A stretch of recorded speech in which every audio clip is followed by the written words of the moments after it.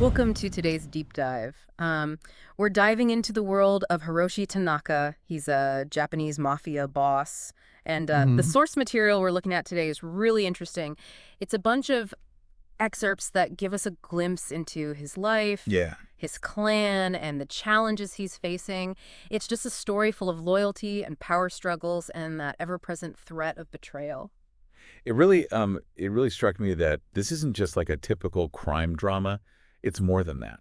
Like it Right? really gets into the human side of this world of Yes. organized crime. Yeah. It's looking at the complexities of leadership and, how much tradition weighs on them in a world that's operating outside of the law. Right. And when we first meet Hiroshi, he's portrayed as this incredibly strong and intelligent leader.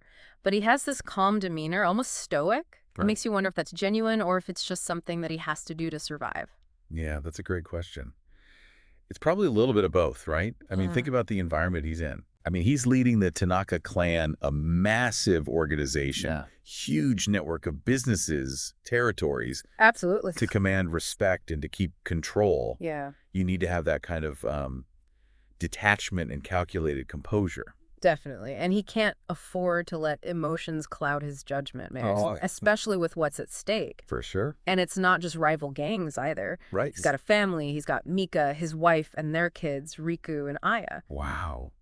It's almost like he's living a double life, a family man trying to make it in the world of organized crime. It's that duality that makes him so interesting, right? Yeah. He's so protective of his family, yet he's the head of this criminal enterprise. Right. It just makes you think, like, how can someone reconcile those two roles? Is it even possible? Can you be a loving father and a ruthless leader at the same time? It's a complex situation, and the story really does explore those contradictions. Definitely. And as if balancing family and his role as head of the clan wasn't enough, there's a new threat. The Kuroda Syndicate. Oh, They're led by the ambitious Ryuji Kuroda, that guy. and they're encroaching on the Tanaka clan's territory, targeting their businesses in Shibuya. It's not just about the territory of the prophets, though, is it? Right.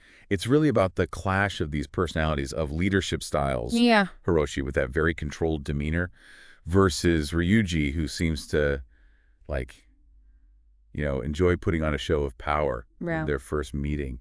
The way it's described, you can just feel this underlying threat of violence. And the tension in that scene. Yes. Yes. Just under the surface of their conversation. It's like a high-stakes poker game no. where everyone's betting with their lives, and then you look at Hiroshi's history, Yes. his rise to power, and you can see how all that has really shaped his approach to this whole conflict. For sure, the text hints at his past. Right. His journey from a small-time criminal to leading this powerful plan. It's a story of ambition, calculated risks, and I think most importantly, the alliances he built along the way. Oh, for sure, for sure. And speaking of alliances, Yeah. his right-hand man, Takashi. Yes. It's fascinating how their relationship is portrayed. I agree.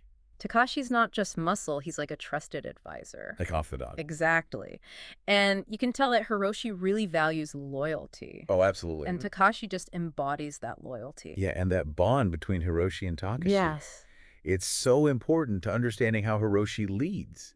Right. He doesn't just make decisions on his own. He has people. He relies on this close circle of people. Yes. People that have proven themselves over and over again. Right. And It shows how pragmatic he is. yeah. Recognizing that even the most powerful leader needs a good support system. Yeah. And it's interesting because then Hiroshi starts to suspect one of his own men, Kaito, Oh, no. is betraying him. What? There are whispers of Kaito meeting with members of the Kuroda Syndicate and acting really nervous when questioned. That just cuts right to the heart of Hiroshi's leadership. It's not just about information leaking or being at a disadvantage.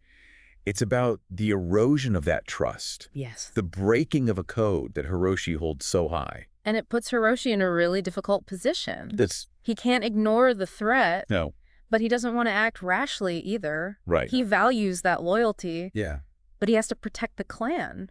It's this dilemma that forces Hiroshi to face the the complexities of his world. Yeah. This world where loyalty is a weapon, but it's also a vulnerability. Right. Where even your closest ally could turn into your enemy. Makes you wonder what he does next. I know, that moment of doubt, Yeah. of suspicion. Yeah. It just sets the stage for what happens next, and it's going to test his leadership like never before. It makes you think, how far would we go Right. to protect our interests? I know. Could we even maintain our principles with that kind of pressure? It's a question that goes way beyond organized crime. It does. The themes of loyalty, power, betrayal. Yeah. These are universal. Right. And we're about to dive even deeper into these relationships and the power dynamics. Yes. What will Hiroshi do to address this potential betrayal? How does he navigate the waters of suspicion and intrigue within his own clan? So good. Join us for part 2 of our deep dive to uncover the next chapter in Hiroshi Tanaka's story. Welcome back to our deep dive into the world of Hiroshi Tanaka. When we left off, he was dealing with the possibility of betrayal within his own ranks. Yeah, and this situation really needs to be thought out carefully. Right. Like one wrong move could throw the whole clan into chaos. Exactly, especially with the Kuroda Syndicate waiting to pounce on any weakness. Exactly. Yeah. Just waiting in the shadows. So how does Hiroshi even approach this? I mean, he's definitely a man of action, but he's also strategic. Right. Does he just go and confront Kaido directly? Not right away. Yeah. He knows he needs to gather proof first, Yeah. confirm his suspicions before doing anything drastic. Remember, he values loyalty, but he's not naive. He knows trust can be broken, Right. and he can't just make a decision that could shatter the power within the Tanaka clan. Makes sense. So what does he do? Does he turn to Takashi, his trusted advisor? Exactly. Hiroshi gives Takashi this secret mission to investigate Kaido's actions. Wow. It's a delicate operation, Yeah. requiring cunning and caution. Right. Takashi needs to get to the truth without alerting Kaido or anyone else that might be involved. This sounds like something out of a spy movie. Doesn't it? Takashi, with his military background, seems like the perfect guy for this job. Definitely. What does he find out? Well, the excerpts we have don't give us every single detail. Right. But what they do tell us is that Takashi uncovers some pretty solid evidence of Kaido's betrayal. Okay. It's not just whispers and suspicion anymore. Yeah. It's proof that Kaido's been meeting with the Kuroda Syndicate and giving them information.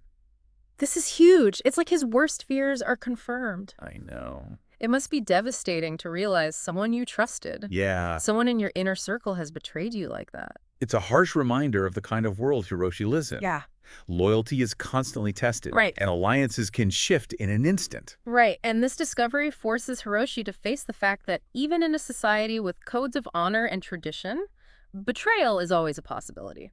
Always. Think about all the weight on Hiroshi's shoulders. He's not just responsible for himself, Right. he's responsible for the entire clan. Their families. Everyone, their livelihood, and this betrayal puts all of that at risk. It does, and it raises the question, how does Hiroshi react? Does he fly off the handle, seek immediate revenge, or does he choose a more calculated approach? It's a turning point in the story. How does this man who values loyalty so much deal with such a deep betrayal? Does he choose mercy or justice? And what happens to Kaito? What happens to the Tanaka clan? All good questions. These are the questions that we'll explore as we move into the final part of our deep dive. Yeah. Join us as we uncover Hiroshi's decision and what it means for the balance of power in this Japanese mafia world. Welcome back, listeners. It's the final part of our deep dive into Hiroshi Tanaka's world, and I'm so curious to find out what happens next. We left off with Hiroshi knowing about Kaito's betrayal. What now? It's the moment of truth. Hiroshi has a big decision to make. Does he unleash his anger, make an example out of Kaido to prevent future betrayals? Or is there another way, something we wouldn't expect? Knowing Hiroshi how much he values loyalty, but also strategy, I'm thinking he doesn't just fly off the handle. You're right, it's a tough choice. The excerpts tell us that Hiroshi calls Kaido to his office, just the two of them. Can you imagine the tension in that room? I can only imagine Kaido knows he's been caught, and Hiroshi, well, he's not someone you want to disappoint. No, he's not. The excerpts say that Kaido confesses. He just crumbles under the pressure of Hiroshi being right there and knowing his secret is out. He begs for forgiveness, makes excuses for what he did. That's interesting. What kind of excuse could someone even give in a situation like that, blaming someone else, saying he was tricked? It doesn't say specifically, but you can tell from how desperate Kaido is that he's trying to downplay it, maybe saying he was just helping a friend, or that the Kuroda Syndicate forced him, but it's obvious he's reaching. And what about Hiroshi? How does he react to all this? Does he buy any of it, or is he just done with Kaido? Well, the source material describes Hiroshi's response as controlled, but also unexpected. He doesn't explode with anger, and he doesn't immediately punish Kaido. Instead, he gives him a second chance, a chance to regain his trust. Wow, I did not see that coming. Yeah. That's almost out of character for him, given how much loyalty means to Hiroshi. Why would he risk being betrayed again? That's what's so brilliant about Hiroshi's leadership. It's not just about blindly following rules, it's about understanding people. Maybe he sees real remorse in Kaido, or maybe it's a strategic move, keeping his enemies close. I see. By giving Kaido another chance, Hiroshi might be turning a problem into an advantage, someone who owes him big time and will be extra careful not to mess up again. It's a risky move, for sure. And the excerpts end there. We don't know if Kaido makes things right, if he uses this opportunity to prove he's loyal, or if he cracks under pressure, maybe even becoming a double agent for the Kuroda Syndicate. It's that open ending that makes this story so fascinating. It makes you think about what Hiroshi's decision will lead to, how it might affect the Tanaka clan and their power struggle with the Kuroda Syndicate. Exactly, and it reminds us that even with rules and power structures, people can be unpredictable. There are no guarantees, just choices and consequences. This has been such a fascinating deep dive into Hiroshi Tanaka's life. We've explored loyalty, betrayal, and what it means to be a leader when the stakes are so high. And I think the real takeaway here is that this fight for power, the back and forth between trust and lies, those aren't just things that happen in organized crime. They're part of how we interact as humans in our personal lives and at work. That's a great point. It gives us a lot to think about. How do we deal with these complicated dynamics in our own lives? What lines are we willing to cross, and how do we know who's truly loyal and who's just putting on an act? Those are definitely questions worth thinking about. And maybe by looking at stories like Hiroshi Tanaka's, by looking into those dark corners of power and betrayal, we can learn more about ourselves and the forces that shape our world.